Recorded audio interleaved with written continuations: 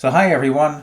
My name is Brad Hamann, and I graduated from Parsons School of Design in 1977 when Jimmy Carter was president, and the top 20 hits for the year included I'm Your Boogeyman by Casey and the Sunshine Band, Dancing Queen by ABBA, and Margaritaville by Jimmy Buffett. So, if your grandparents are nearby, ask them. They'll tell you all about it.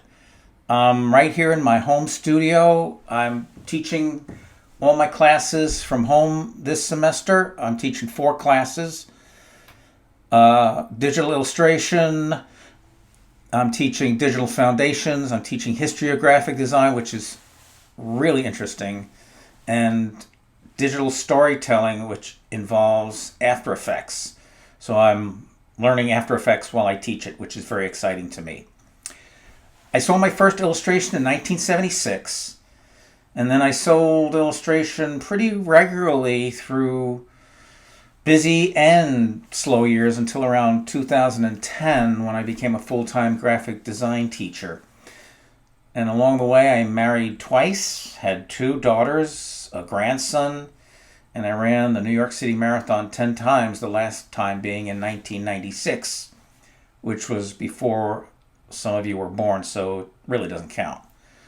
I never would have known or anticipated what was coming up in my life when I was 20, and that's kind of an exciting thing because you don't know. So Professor Friedman, who has been my friend for over 45 years, I met her at Parsons, just like you guys are hanging out with friends right now. Professor Friedman asked me to say something about the illustrator's life. I could, but it probably would be dated by the time I loaded this up to YouTube. So what I am going to do is give you a quick list of 6 things in no particular order that I think might still be useful 10 years from now. So number 1, embrace your insecurity. Understand that the real artist or writer or designer or illustrator is usually terrified that they are talentless and inept. It's really the overconfident ones that are full of horse poop. And there's a difference between questioning yourself and gaining motivation to get better and being so down on yourself that it paralyzes you. So go for the first. Give yourself some time to get up to speed and get better. You're not supposed to be really super great at this point. That's why you're in school. I graduated when I was 23, and I really didn't get going until I was 30. And it was at 30 that I could actually pay the rent from my art. Number 2, be proud of who you are and what you're doing. To me, the easy thing to do is to become a business major or a dental student.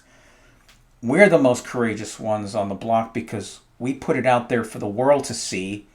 Our innermost visions, our heartfelt feelings are put up on the wall or the computer screen for everyone to see and judge and critique. And that takes courage. Now, be proud, but don't be arrogant. Learn how to accept really valuable criticism, even if it feels like a knife to the heart at the time.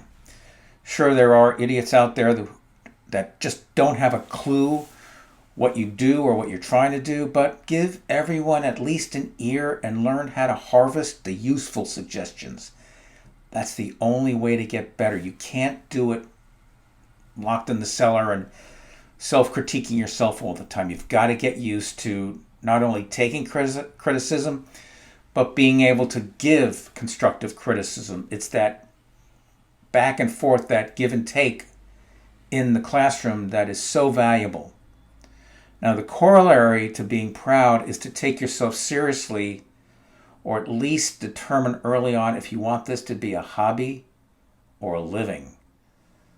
Learn what you can about being a small business and ultimately about putting a little money away over time, and that's a whole nother soapbox thing for me, so I won't go there. Number 3, be a sponge. Be a giant Hoover vacuum cleaner and suck up all the literature, history, fashion, sports, movies, jazz, hip-hop, etc., etc., etc. you can. I know gaming is big right now, and I totally consider it an art form. But it's just one art form. And don't watch movies exclusively where things blow up every 5 minutes. I mean, I'm a big Michael Bay fan, but I know enough about Hitchcock and Kurosawa, and that means go look at Wikipedia, and expand your general knowledge base. You won't believe how valuable reading widely and exposing yourself to, well, everything will help you when an art director or creative director says to you, we need a animation in the style of the French New Wave combined with Japanese monster movies from the 50s. Of course. Don't be someone with cultural blinders on. Get out of your entertainment comfort zone. Go to a museum. Go into the abstract art section. You may end up hating everything that Jackson Pollock did, but at least you'll be able to explain to someone why you think it looks like kitty poop. Number 4, and this is really important right now, go easy on yourself. We do always get encouraged to become super achievers and to work, work, work. I disagree. You need downtime. Now, that downtime may be when you go blow a few hours on Animal Crossing, or in my case, Alien Isolation. I happen to be a first-person shooter introvert myself. Or lie on your bed for an hour. Listen to music, rest. Listen to a podcast or an audio book, or nothing, and just daydream. You need to recharge the soul and the mind on a regular basis. Number 5, look for validation from yourself, not from outside sources. Sure, right now, at the beginning, you're traveling with your fellow students, and it's kind of your tribe. And maybe you want to belong somehow, and that doesn't ever end. But hopefully a couple of the relationships that you're developing right now will become real friendships, and you'll find support for your odd creative self from them. Don't necessarily depend on your family for the healthy kind of support you need. My mom is 88 and still has no idea what I really do. Now, this also includes asking for help. Don't be shy. I wish I had asked for more help earlier. I love it when students say to me, Brad, this thing or this animation or this technique or the Photoshop thing, this is kicking my butt. Can you help me understand this because I feel like a damn idiot? Well, you're not an idiot, and I have more concern for the student that insists on always trying to figure it out themselves and who just walks away from the problem out of a sense of pride. I can teach you all the software. You could teach yourself the software. What my job as an instructor is to teach you how to think for yourself, how to be resourceful, how to find those answers, because once you leave school, you're not going to have the answers at the end of a Zoom call or an email or in a classroom. Number 6, get out of the friggin' house. Spend time outside, like with bugs and leaves and nature and shit. And the fall is coming on. This is a great time to do it. Wear your mask. Observe social distancing. Look, I finally got Disney Plus today, and I do plan on watching The Mandalorian from the start right through the finish. But I also went out for a 4-mile walk this afternoon, and I'm doing a slow walk to keep my head straight. I love sweets, and I love junk food, and I did quite a number on some sausage pizza last night. But I do try to eat a piece of fruit at least once a week. My wife yells at me if I don't eat some grapes.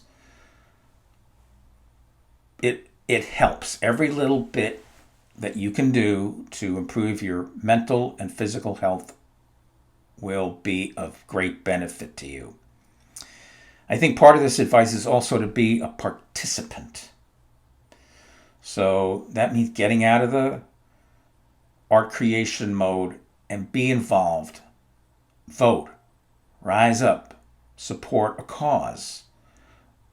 And also understand that art and design and illustration, as well as music, film, these are powerful things.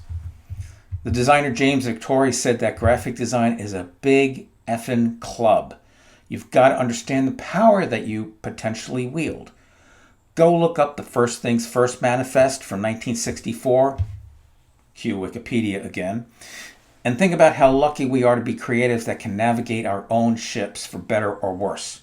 When I was a freelance illustrator, I took great pride in being the captain of that ship, whether it was sailing smoothly or having a really tough time in a storm. I took a lot of pride in being my own person.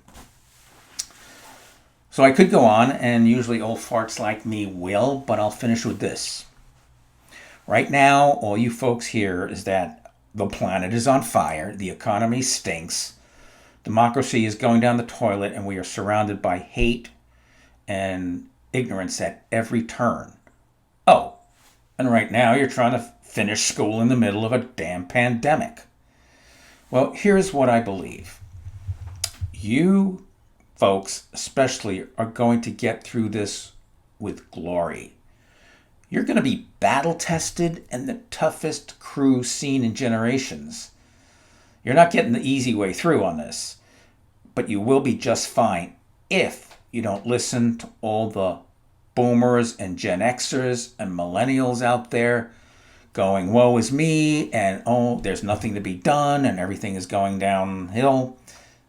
Look, get plenty of rest, take time to love one another, support one another, and totally reject the us versus them mentality that is there to only sell commercials on cable TV.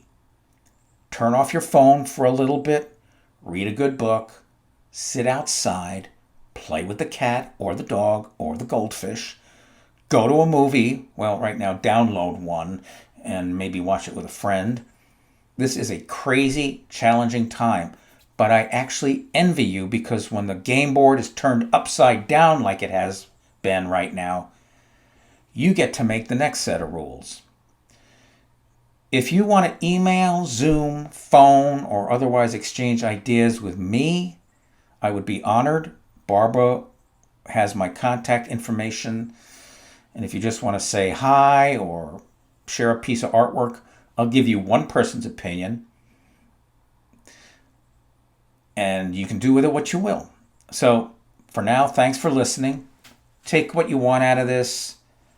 Use what is valuable for you and ditch the rest. And mix the slow jam in equal measure with the white-hot creativity. I'm personally very excited to see what you all do with this opportunity. So bye for now. Thanks for giving me the chance to talk to you a little bit, at least monologue with you a little bit. And I wish you all well, and I hope to hear from you. Take care for now. Bye-bye.